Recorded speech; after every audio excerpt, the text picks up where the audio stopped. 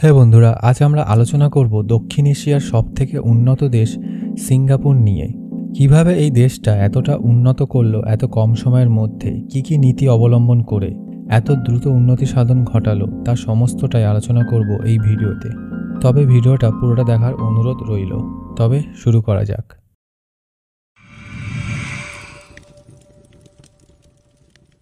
একটু পিছিয়ে গেলে 1995-তে মালয়েশিয়া যখন তার থেকে সিঙ্গাপুরকে আলাদা করে দেয়, তখন সিঙ্গাপুরের অবস্থা খুবই খারাপ ছিল। চারিদিকে হাহাকার, কোথাও কোনো ঠিক ঠিকানা নেই, কারোর থাকার জায়গা ছিল না, খাবার দাবারের অভাবে একে অন্যের টাকা পয়সা চুরি ছিনতাইতে ভরে গেছিল দেশটা। ঊনবিংশ শতাব্দীতে ব্রিটিশদের উপনিবেশবাদের মধ্যে পড়ত দেশটি। যারা উপনিবেশবাদ বলতে বুঝতে পারছো না, তাদের জন্য ছোট্ট করে বলে দিই, উপনিবেশবাদ বলতে বোঝায় একটি দেশ অপর দেশের ওপর তাদের আধিপত্য বিস্তার করে। যেমন আমাদেরও দেশে ইংরেজ শাসন ছিল। তবে টপিকে ফেরা যাক। তখনকার সময় ইস্ট ইন্ডিয়া কোম্পানি অনেক ধরনের মাল আদান প্রদান ও ব্যবসা বাণিজ্যের মাধ্যমে তারা লাভ করত। এইসব দামি মাল বা পণ্য নানা দেশ থেকে ভিন্ন ভিন্ন দেশ থেকে আনা নেওয়া করত। এর মধ্যে একটি অন্যতম দামি পণ্য ছিল চাইনিজ টি। এই চাকে আনার জন্য তাদের অনেক খরচ হতো জাহাজের মাধ্যমে। সমুদ্রপথে অনেক ঘুরে ঘুরে আসতে হতো। এর ফলে তাদের অনেক জ্বালানিও ব্যয় হতো। এই খরচ কমানোর জন্য তারা এমন একটি রাস্তা বেছে নেয় বা বন্দর গড়ে তোলে, সেটাই এখনকার সময় সিঙ্গাপুর। এই বন্দরটিতে সেই সময় কোনো ট্যাক্স ব্যবস্থা ছিল না। ট্যাক্স না থাকায় ফ্রিতে সকল দেশের জাহাজ এখানে দিয়ে অবাধ ব্যবসা বাণিজ্য করতে শুরু করে। অল্প কিছুদিনের মধ্যে জায়গাটা সারা বিশ্বের মধ্যে জনপ্রিয় হয়ে ওঠে। সেই সময় দ্বিতীয় বিশ্বযুদ্ধ শুরু হলে জাপান সিঙ্গাপুরের ওপর হামলা চালায়। তখন এই বন্দরসহ সমস্ত মালয়েশিয়া দেশটাই একটা ধ্বংসস্তূপে পরিণত হয়। এই সময়ে এমন একটি মানুষের উদ্ভব হয় যে পুরো সিঙ্গাপুরের ভাগ্যটাই বদলে দেয়। তার নাম হলো লি কুয়েন ইয়েন। সেই সময় সে একটি পলিটিক্যাল দল গঠন করে আর তার বক্তব্য লোকপ্রিয় হয়ে ওঠে। অল্প দিনের মধ্যেই জনগণের ভোটে জয়ী হয়ে মালয়েশিয়ার প্রধানমন্ত্রী পদে বিরাজমান হয়। কিন্তু কিছুদিনের মধ্যে মালয়েশিয়া থেকে সিঙ্গাপুর আলাদা হয়ে যায় সাম্প্রদায়িক কিছু কারণের জন্য।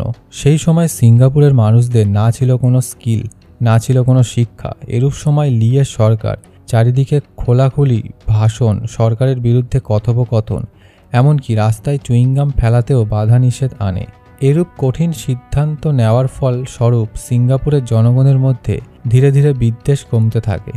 কিন্তু এটা তো তখনকার দিনের আরম্ভ ছিল। সিঙ্গাপুরের আরও একটি সমস্যা ছিল বাসস্থান।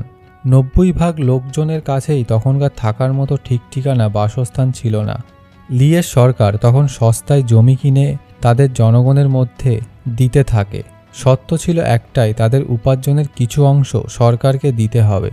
এই শর্তে রাজি হয়ে জনগণ বাসস্থানের দিকে তাদের অগ্রসর হন। আর অল্প সময়ের মধ্যে বাসস্থানের সমস্যা অনেকটাই কমিয়ে এনেছিল লিয়ের সরকার। বাসস্থানের পর তাদের আরও একটি সবথেকে বড় সমস্যা ছিল জবের। সিঙ্গাপুরের কাছে না তো ছিল কোনো টাকা, আর না ছিল কোনো শক্তিশালী দেশের কোনো সাপোর্ট, আর না ছিল কোনো প্রাকৃতিক সম্পদ। লিয়ের সরকার বুঝে গেছিল জব ক্রিয়েট করতে হলে ফরেন ইনভেস্টমেন্ট প্রয়োজন।